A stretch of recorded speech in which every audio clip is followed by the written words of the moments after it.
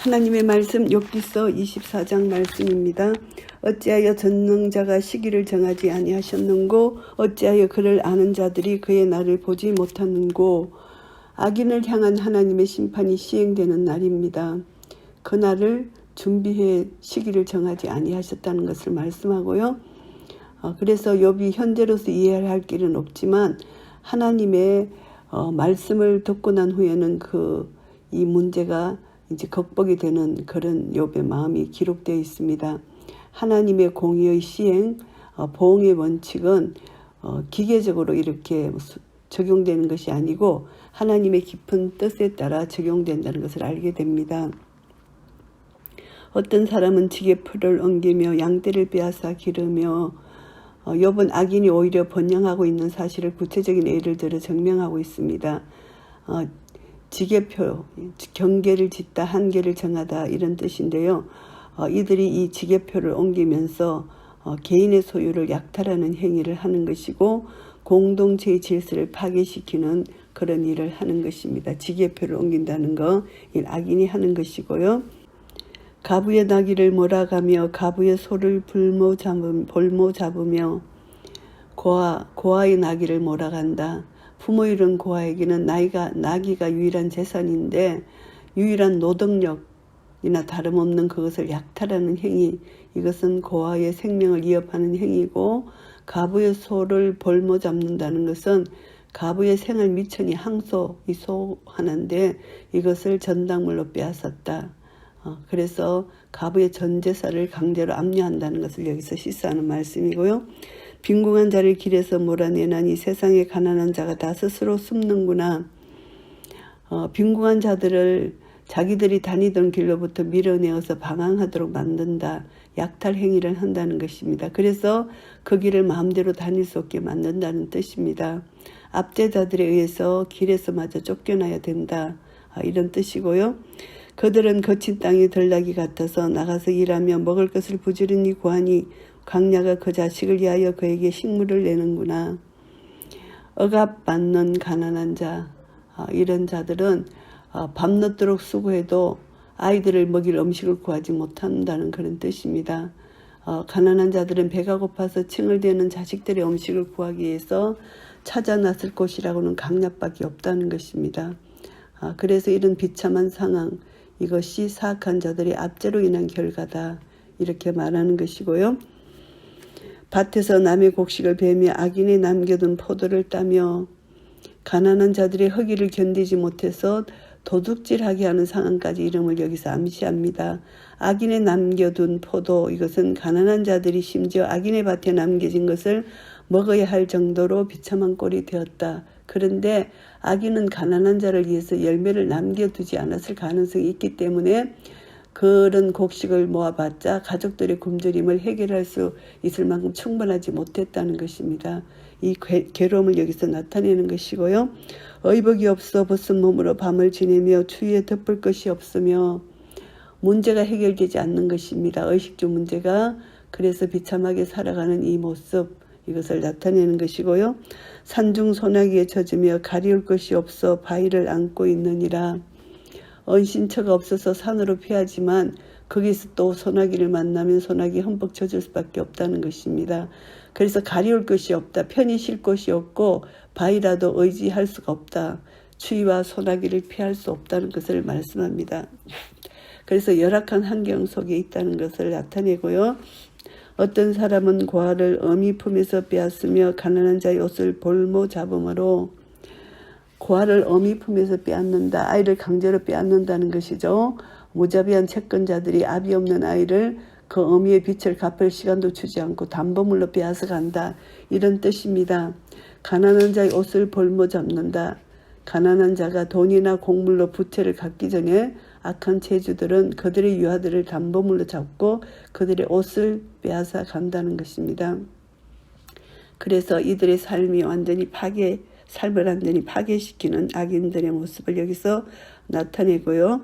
그들이 옷이 없어 벌거벗고 다니며 줄이면서 곡식단을 매며 압제자의 비정한 착취한 단면을 묘사합니다.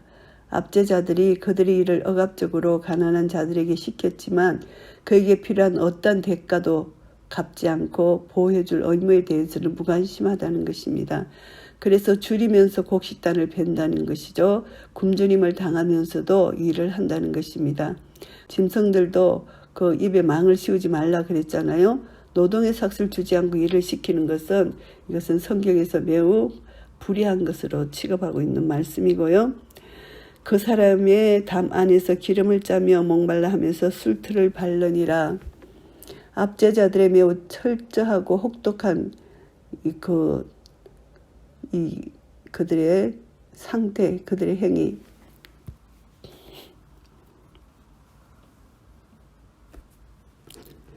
11절 말씀입니다. 그 사람의 담 안에서 기름을 짜며 목말라 하면서 술틀을 발르니라.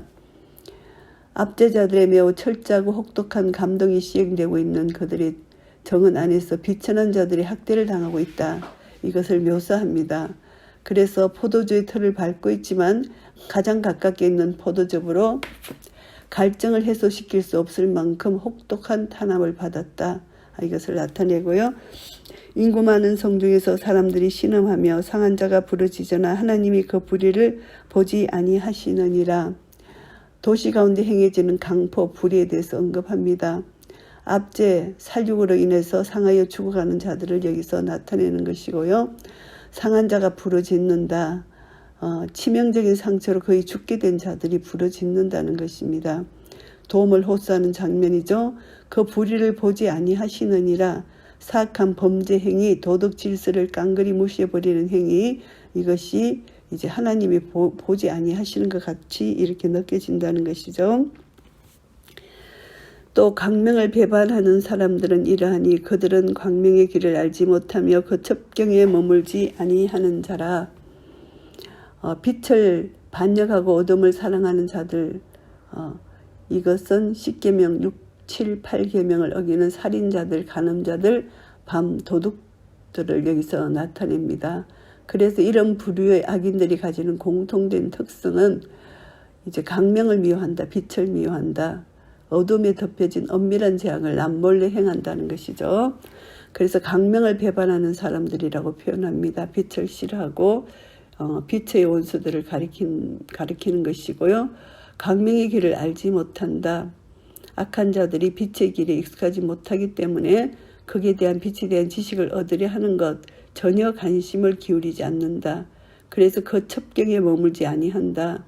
사악한 범죄 행위가 드러나지 않도록 어두운 가운데서 그들이 업무를 꾸민다. 빛에 드러날까 봐 두려워하는 것이죠. 이들이. 사람을 죽이는 자는 새벽에 일어나서 가난한 자나 빈궁한 자를 죽이고 밤에는 도적같이 되며 동이 트기 전에 깜깜한 어둠의 때를 여기서 가리키는데요. 악인은 인적이 드물고 주의가 캄캄한 때를 골라서 생계를 해결하기 위해서 일찍부터 일어나서 일하는 궁핍한 자들을 석벽해서 약탈하고 죽인다는 이런 뜻이고요. 가늠하는 자의 눈은 저물기를 바라며 아무 눈도 나를 보지 못하리라 하고 얼굴을 변장하며 엄형의 수치, 거제를 감추기 위해서 어둠이 빨리 오기를 기다리는 간음자의 특성을 여기서 말합니다. 얼굴을 변장한다, 가면을 선다는 것이죠. 간음자가 여자의 옷으로 변장해서 남의 눈에 띄지 않도록 했다는 것도 있습니다. 그래서 위장한다는 것이죠. 밤에 위장하기가 쉽기 때문에 밤에 집을 뚫는 자는 낮에는 문을 닫고 있은즉 광명을 알지 못하느니 도적들이 낮에는 자신의 안전을 위해서 자기 집의 문을 잠그고 몰래 숨어 있다는 뜻입니다. 그래서 그들은 광명을 알지 못한다. 빛과의 사귐, 교제가 전혀 없다는 것이고요.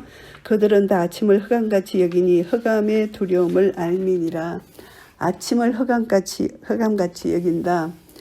이 말씀은 깊은 밤은 그들에게 아침처럼 활동하기 좋은 환경이 된다는 그런 의미입니다. 흑암의 두려움을 알미니라. 이것은 깊은 밤이 도적에게는 아침과 같기 때문에 그들은 밤의 위협적인 두려움을 잘 알고 있습니다. 그래서 밤이 너무나도 익숙하기 때문에 밤의 두려움에 놀라지 않고 도리어 그런 위험을 미리 예견하고 피하는 것에 능숙하다, 이런 말씀이고요. 그들은 무리에 빨리 흘러가고 그 산업은 세상에서 저주를 받나니 그들이 다시는 포도원 길로 행치 못할 것이라. 악인의 존재는 무리에 떠서 빨리 흘러가 보이지 않는 물체처럼 쉽게 잊혀지고 만다는 그런 뜻이고요. 가뭄과 더위가 눈 녹은 물을 곧 말리나니 엄부가 범죄자에게도 그와 같은 것인즉, 태양이 눈을 녹이고 물을 정발시키듯이 엄부가 악인을 재빨리 채간다, 이런 의미입니다. 그래서 악인의 허망한 파면을 여기서 나타내는 것이고요. 태가 그를 잊어버리고 구더기가 그를 달게 먹을 것이라. 그는 기억함을 다시 얻지 못하나니 부리가 나무처럼 꺾이리라. 악인의 비참한 결말을 여기서 강조한 말씀이고요. 그는 잉태치 못함으로 해산치 못한 여인을 학대하며 가부를 선대지 아니하는 자니라. 악인들, 사악한 자는 이들은 어떤 일을 하냐 하면은 자식을 낳지 못하는 불쌍한 여인들을 학대하고 약탈하고 가부를 긍휼히 여기지 않는 사악한 자, 이들의 죄악을 여기서 나타내고요. 그러나 하나님이 그 권능으로 강한 자들을 보존시키시니 살기를 바라지 못할 자도 일어나는구나. 자기 자신의 힘만 의지하고 교만하고 이런 악한 자들을 여기서 가리키는데요. 자기 힘만 믿고 하나님 뜻을 완고하게 거역하는 자들입니다. 그래서 욥은 이것을 보면서 이처럼 모순된 현실을 참을 수가 없다. 이것을 여기 생각하는 것이고요. 하나님이 그들을 호위하사 평안케 하시나 그 눈은 그들의 길에 있구나. 하나님이 악인들의 피난처가 되어서 그들로 하여금 담대하게 하신다. 악한 일을 행하는데 담대하게 하신다는 것이고, 또 그들의 버팀목이 되어서 그들을 평안하게 휴식하도록 만든다. 이게 욥의 불평입니다. 그 눈은 그들의 길에 있구나. 하나님께서 악한 자들의 불법 행위와 계략들이에 오히려 빛을 비춰주신다. 성공하도록 악행을 도와주신다. 이렇게 생각한다는 것이죠. 그래서 악인의 행위를 감찰하시는 하나님의 공의의 섭리를 나타내는 그런 말을 하고 있습니다. 그들은 높아져도 잠시간이 없어지나니 낮아져서 범인처럼 재함을 당하고 곡식 이삭같이 배임을 입느니라. 욥은 악인의 번성과 의인의 고통이라는 이해할 수 없는 하나님의 섭리로 인해서 깊은 회의에 빠져들기도 했는데요. 그러나 하나님의 주권을 끝내 불신할 수 없잖아요, 욥으로서는. 그래서 악인의 멸망을 기대하는 강한 기대감으로 자신의 변론을 마무리하기 이르는 것이고요. 가령 그렇지 않을지라도 능히 내 말을 거짓되다 지적하거나 내 말이 헛되다 변박할 자가 누구랴. 지금까지 욥이 말한 욥의 그 말을 공박할 테면 해보라는 것입니다. 욥은 그 친구들보다는 하나님께 대해서 항변하고 호소하고 있는 그런 말입니다. 왜냐하면 자기의 무죄를 변호해 주실 분은 하나님이신데 이 고통의 신비를 깨닫게 하실 분도 하나님이시라는 사실을 인식하고 있기 때문입니다. 그래서 욥의 현재 소망은 극심한 고통에서 빨리 벗어났는 데 있었다기보다는 그를 향한 하나님의 목적을 아는 것이고, 동시에 자기의 무죄함을 하나님께서 증명해 주시리라는 이런 생각을 하고 있다는 것을 알게 되고요. 욥기서 24장 말씀을 정리합니다. 세상의 악에 대해서 욥은 항의하고 있습니다. 1절부터 12절까지는 죄인을 벌하지 않음에 대한 항의입니다. 엘리바스에 대한 욥의 계속적인 변론으로 핍박받는 가난한 자의 부르짖음에 대해서 이제 하나님께서 무관심하다 비난하는 욥이잖아요. 그래서 욥은 이제 먼저 자신의 무죄함을 변론하고 악인의 압제가 이제 성행하는 현실을 하나님께 불평하는 내용이 24장 오늘 내용입니다. 그래서 명백한 죄인들의 행위에 대해서 침묵하시는 하나님께 항의하는 욥의 변론을 기록한 것이 24장입니다. 그래서 이것을 보면은 사회에서 고아와 가부가 멸시당하는 현실, 이것을 지적합니다. 이들은 경제적으로 약자이고 힘없는 자인데 이들을 착취한다는 것이죠, 악인들이. 그리고 이제 하나님께서 악의 현실의 불의를 보지 않는다는 것입니다. 이 악한 현실의 불의를.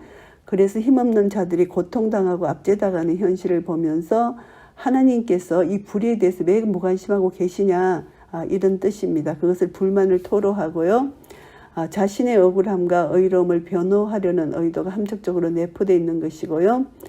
이것을 보면서 우리는 현실에서 힘없고 어려운 자들, 이런 자들이 살아가는데 이런 자들에게 그리스도의 사랑을 나타내야 되는 것이 우리 성도들이 해야 될 일입니다. 이 세상에서는 불의가 그냥 득세하고 그런 것이지만 공의 하나님께서는 반드시 불의를 심판하신다는 것을 우리는 기억해야 되고요. 13절부터 17절까지는 세상에 있는 악행을 말하는 욥입니다. 빛을 떠나 밤에 행해지는 그런 자들, 죄악을 행하는 자들, 처벌받지도 않는 그들의 죄악들, 그래서 이들은 빛에 항거하는 악인들 실제적인 모습을 여기서 나타내고 있습니다. 그래서 이 악인들을 이제 살인자, 간음자, 밤도둑 이렇게 표현을 합니다. 그래서 이들의 공통점은 빛을 피해 다니는 사람들이다 이렇게 생각하고 이들은 빛을 싫어하고 하나님의 진리에 정면으로 대적하는 자들이다. 이것을 말하는 것입니다. 이것을 통해서 우리는 빛을 배반하고 빛보다 어둠을 더욱 사랑하는 것, 이것은 자신의 죄가 빛으로 드러나지 않도록 이들이 하는 것이죠. 온갖 수단 방법을 다 동원하는 것입니다. 그러나 공의 하나님께서 이들이 싫어하는 아침을 반드시 오게 할 것이고 이들이 숨겨진 악행들을 밝게 드러낼 것입니다. 그래서 우리 성도들은 현재의 편안함, 안락함보다는 하나님의 진노와 심판을 두려워해서 거룩한 삶을 살고 거룩한 믿음을 소유하고 살아야 된다는 것을 깨닫게 되고요. 18절부터 25절까지는 악인의 운명을 말하는 욥입니다. 현실의 불의와 죄악에 대해서 하나님께서 무관심하신 듯 보이지만 욥은 그들의 운명이 하나님의 공의에 의해서 심판받을 것이라는 것을 알고 있습니다. 그래서 욥은 이제 변론을 통해서 친구들의 인과응보 논리를 반박하고 있는데요. 욥이 지금 고난당하는 것은 자기 죄가 아니다. 욥에게 회개를 촉구했잖아요. 그러나 욥은 자기 죄가 아니고 자기는 인과응보 법칙으로 이렇게 된 것이 아니다. 이렇게 자기는 생각하고요. 그래서 공의 하나님께서 악인에게 보응하실 날을 반드시 예비하고 계신다고 이제 믿고 있습니다. 심판의 때를 욥은 언급합니다. 심판의 날, 하나님께서 심판의 날을 준비하고 계신다는 것이죠. 그래서 불의한 자는 종말이 있다. 불의한 자의 생명과 그 제살이 결국에 저주를 받아서 사라지게 될 것이라는 것을 말하고요. 그리고 또 가까운 자에게도 잊어버린 바 되고 육체의 구더기가 함께 할 것이다 이렇게 표현합니다. 그리고 이제 악인에 대한 하나님의 섭리는 욥은 하나님께서 하나님의 권능으로 악인들의 삶에 형통함을 더한다고 이렇게 표현을 합니다. 그래서 하나님께서 악인에게 그 고난으로부터 도피하게 하시고 안전한 곳에 살게 하시기에 악인은 주어진 평안함 속에서 만족해 한다고 이렇게 말합니다. 23절에서 그러나 악인들은 순간적으로 높아지게 되지만 결국은 낮아지게 되고 곡식 이삭처럼 베어지게 될 것이라고 이제 말을 합니다. 그래서 욥은 악인이 하나님의 섭리에 따라 그 결과가 결정된다 이렇게 보고 있고요. 이것을 통해서 하나님께서는 끝내 악인들의 영혼과 육체에 대해서 심판하실 것이라는 것을 우리는 분명히 깨달아 알아야 되고 우리 성도들은 악인의 심판을 하나님의 섭리에 맡겨야 된다 이렇게 우리는 알고 있습니다. 그래서 욥은 아직도 하나님께서 악인을 도우신다고 생각하는 그런 측면도 나타내고 있지만 결국은 하나님의 주권 속에서 하나님은 반드시 악인을 심판하실 것입니다. 그래서 욥은 지금 풀어지지 않는 자기는 악인이 아닌데 이 고난의 문제를 하나님께서 쉽게 풀어주지 않는 데 대해서 불평도 하고 이 모양 저 모양으로 해결하려고 노력도 하지만 안 되고 있는 이 상황 가운데서 그러나 주권자 되신 하나님, 자기를 통치하시는 하나님, 그 하나님 앞에 모든 것을 내려놓고 이제 하나님 때를 기다리고 하나님 통치하신가 다스림을 받는 것이 가장 지혜로운 자라는 것을 알게 됩니다. 그래서 이 세상에는 불법과 불의 모든 것이 악이 난무한 가운데 우리는 살고 있습니다. 그래서 악인은 잠시 평안하고 잠시 높아지는 것 같지만 결국 하나님은 그들을 다 징계하시고 하나님의 나라 의아평강과 희락이 하나님을 믿는 예수 그리스도 안에서 의롭게 된 의인에게만 주어지는 하나님 나라를 누리게 될 것입니다. 우리 예수 그리스도를 믿는 한 사람 한 사람 믿음으로 의롭게 되었기 때문에 우리가 하나님과의 관계 속에서 의로운 관계가 되었고 하나님 나라 의아평강과 희락을 누릴 때 하나님의 제일 큰 선물 하나님 나라를 선물로 받았기에 이것을 기쁨으로 감사함으로 우리가 누리고 이 하나님 나라를 증거하며 나타낼 때 하나님께서 우리를 통하여 영광을 받으실 것입니다. 이런 은혜가 우리 모두에게 있으시기를 예수 그리스도의 이름으로 축복합니다. 아멘.